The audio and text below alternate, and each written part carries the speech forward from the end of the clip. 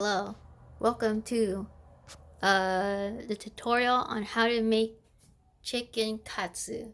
So first, you gotta have your whole setup, right? Gotta have your chicken thighs or breast. Here's flour. I'm actually using artisan bread flour because I ran out of bread. I ran out of flour. 2 eggs, some panko, and a clean plate to put the breaded chicken on. You know. And then here's my seasonings. I got garlic powder, cumin, salt, paprika, oregano. Uh, I don't have I don't have pepper, so we're not doing that right now.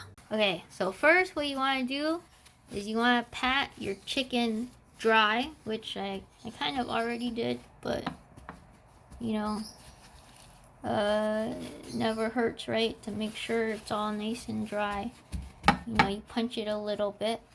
Once you're done, once you're done drying it, oh my god, you should flatten them. So let me throw this away, and then you wanna put them out, right, like this. I don't know, some way. This is not a lot, right? I'm sorry, I already made some before. I'm making this brand new for you guys. Okay. So you put it down, right? Put it down flat.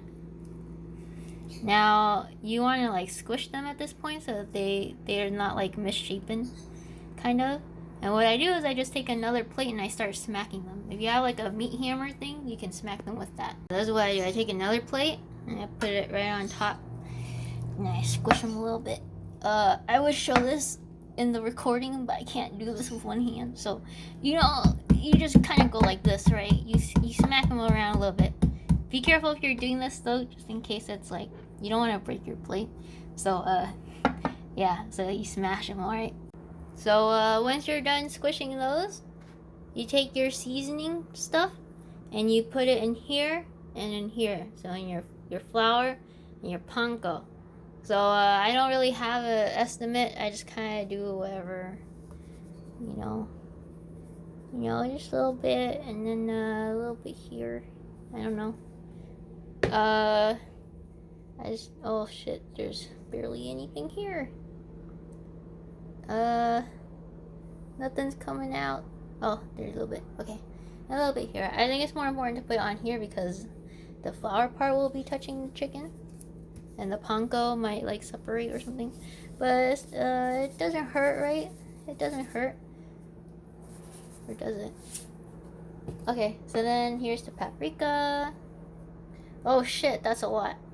That's all right. Don't worry about that. And then the little oregano leaves. I don't know how much to put actually. Never gotten this far. Okay, so you got your shit there and your shit here. Here's the egg. You gotta beat the egg. You gotta beat it up. It's very hard for me to do with just one hand. You don't have to like make it like omelet level of beaten, but you gotta like separate. This is very difficult with one hand. You want to use both hands. One hand to like hold the bowl, and another hand to like smack it up against the side of the bowl so that it it gets beaten. So I'll do that off camera, but then for these two, you just want to like swish them around a little bit. Make sure it gets like nice and separated and mixed well. Like that.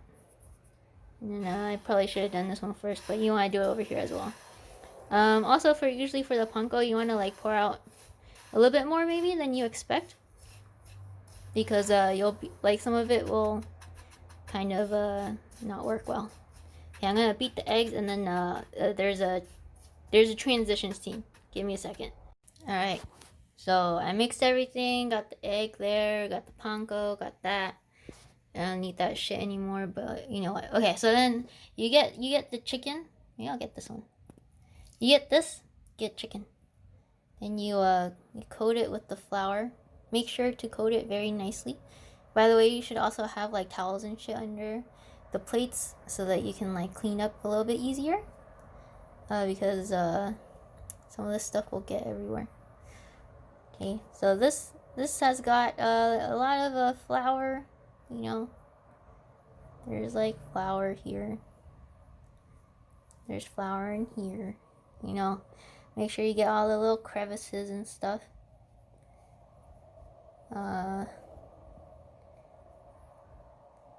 Yeah, so, how's your day going, huh? Mine's going alright. I got boba today. But what's new, huh? And then, hopefully I remember to put the laugh track there. Okay, so then, the flour. The flour is, the chicken has been floured. I was gonna make a joke, but I shouldn't do that. There's like, you know, like you get the flour everywhere and stuff. And then you dip it in the egg. Make sure to dip it well. Make sure there's like egg all over the chicken. You know, a lot of egg. Okay, and then once you're done there, you take it. Maybe like make sure like some of the egg gets drizzled off, kind of. And then you put it right on top, right? And then you take some of the surrounding panko and like you put it right on top. Some more over here. And then so it's like kind of coated almost everywhere. Now this is better if you have two hands. I only got one hand. Alright, you want to take both of your hands and using the bottom of your palm, you want to like press down on it like this. You don't want to go like crazy hard, but you just want to press down all over the chicken like this so you can kind of like submerge it with the panko. Sometimes I like put a little bit more on top and then squish the areas that I feel like needs a little bit more panko, that I put extra panko on. Then once you're done crushing it, you shove everything together again. Flip it over.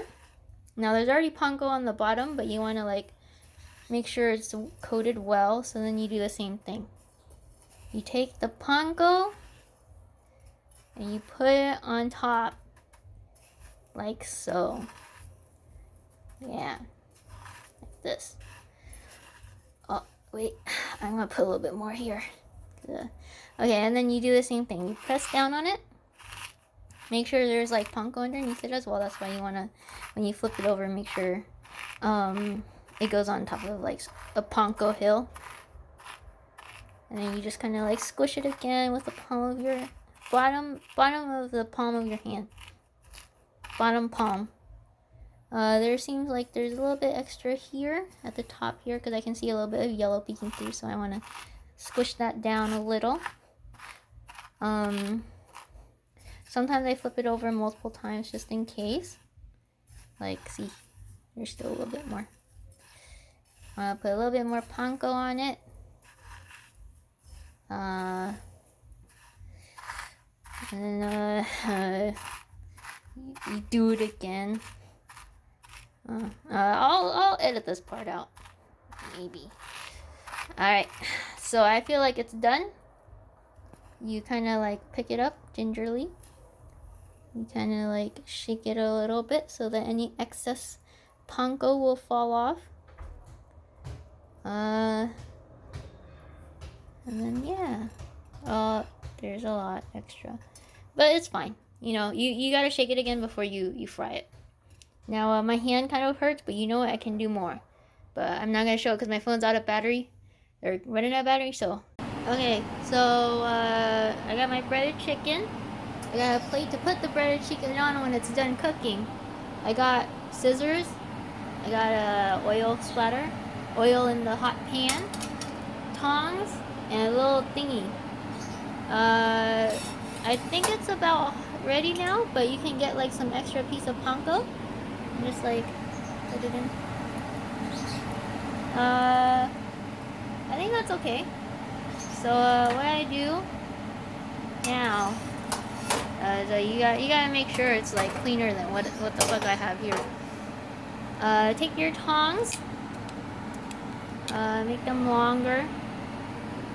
I think it's good, yeah. So you also want to make sure to lower it so it's not too hot, you know. I'm a little scared, but it's okay. That's pretty good. So it's at around 6-ish right now. I'll wait a little bit longer, and then I'll pick up the breaded chicken that I made with tongs. Flap it around a little just in case there's any extra bits, you know. And you very slowly dip it in. Make sure not to like spill it. And then once you got it in there, put the cover on. Put the cover on so oil doesn't get everywhere. So I do this for a couple minutes, and then I flip it over. But I'll start recording again once it kind of looks like it's almost done. And then adjust the heat if it starts like getting really smoky or anything, you know. Pretty standard stuff. Alright. Alright, well, against my my wishes, this chicken kind of burned a little bit.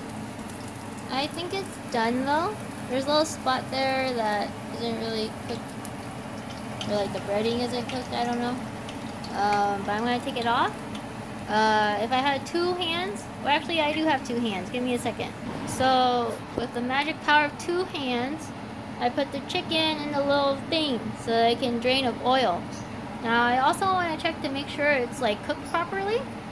So I'm gonna have to take my scissors, which I gotta dry off a little bit. I got my scissors here.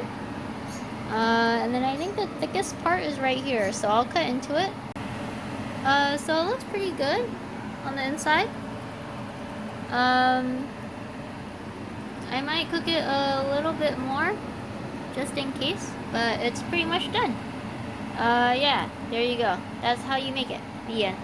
So, before I forget, if you got extra chicken katsu that you don't want to fry tonight because you want to keep it nice and crispy, you can just like saran wrap it and then cook it the next day, or like when you plan to. Of course, make sure to cook it before it goes bad. But yeah, it will still be nice and crispy if you fry it after it's been in the refrigerator. So that's very cool. Very cool. Okay, goodbye.